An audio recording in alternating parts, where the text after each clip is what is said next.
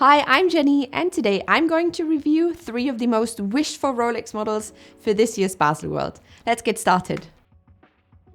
Like every year, predictions for the next Baselworld start as soon as the last Baselworld ends, but this year, or last week to be exact, something happened which made me decide to talk about Baselworld a little earlier than I thought I would. Just for fun, my husband posted a Photoshop full gold edition of the highly sought after Hulk, and the feedback was crazy. The Hulk got shared in pretty much every Facebook group and all around Instagram within days, so that's why I see only one logical next step. Why not review the most wished for Baselworld models in advance? Who knows, maybe Rolex gets to see this video too and spontaneously decides to take one of today's short watches into their production portfolio. And before we dive into these watches, I wanted to let you know that I've been planning some amazing videos to come.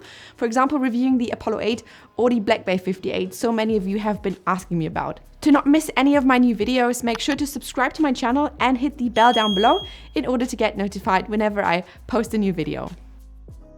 Watch number 1 is a watch that I definitely consider pulling the trigger on, and I'm absolutely not alone on this regarding the many posts on blog forums all over the world. In a perfect world, Rolex would release a steel Smurf in 2020, a full steel blue dial and blue bezel Submariner on an oyster bracelet. Like its two brothers, the Hulk and the Black Date Sub, the steel Smurf would be presented in the standard 40mm Submariner case. The unidirectional bezel would come in the beautiful rich blue color we know from the white gold version. In order to fit in with the rest of the Submariner line, the Smurf would also get the blue colored dial, but maybe without the matte color, but instead with a sunburst we already know from the blusey, the two-tone Submariner with the blue bezel, to make it better distinguishable from the white gold version.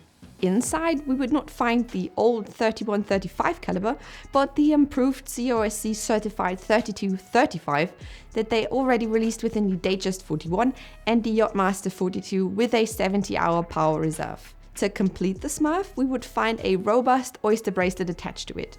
No polished parts, just pure brushed 904Elle steel goodness. To top it all off, we got the brushed oyster clasp with its glide lock, and voila, a perfect steel Smurf is born.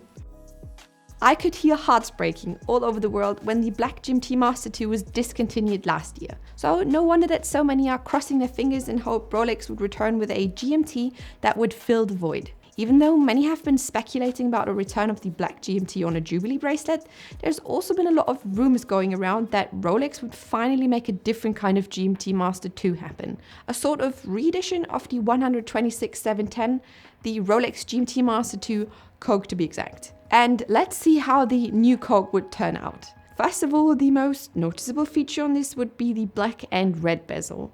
As this is a new watch, Rolex would probably use the same ceramic bezel with the same number layout and proportions as they did on the Pepsi and Bad Girl that have been released in 2018 and 2019. Typical for a GMT, the black dial has no sunburst, with 18-karat white gold hour markers applied to its surface. They would definitely keep the distinctive Mercedes hands and the bright red GMT hand to mark the second time zone. Powering this GMT would be the new caliber 3285, which would finally equip the Coke with a 70-hour power reserve, which would also allow you to set the hour forwards or backwards independently of the minute or seconds hands.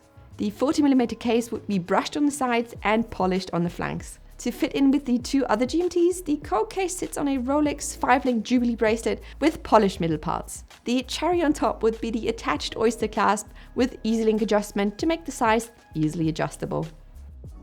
Okay, so last but not least, we're going to take a look at a watch that has been blowing up, especially in the past couple of days, and I bet many of you can't wait to finally see it live instead of just on a picture. The full yellow gold, green dial and green bezel Submariner. The combination of the bright green bezel, the green sunburst dial and the warm toned Rolex yellow gold is a stunner. For many, this color combo is the definition of Rolex and an absolute dream come true. The entire watch would be made from 18-karat yellow gold with brushed finishing on the top and polished flanks on the side. The 40mm oyster case with its rotatable bezel would keep the iconic look of a classic Submariner. The bezel insert is made from virtually scratch-proof Cerachrome, framing the beautiful green sunburst dial, the yellow gold hour markers and hands. Inside we'd have the new caliber 3235, same as the steel Smurf, with a 70-hour power reserve instead of the 48 hours within the old caliber 3135. A little bit different would be the bracelet though.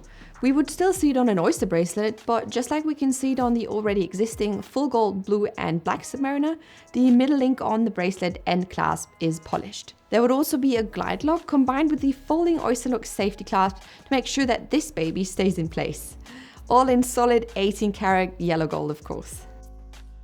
Okay, so that was our short trip into a perfect world, reviewing the 3 most wished for Rolex Baselworld models for this year. Which of the 3 do you think is the most likely to be released, and what nickname should we give the full gold green Submariner? Because I cannot think of a good name. Let me know in the comments down below and share this video with your friends whom you want to show these Baselworld want-to-be novelties. I will see you in my next video. Goodbye.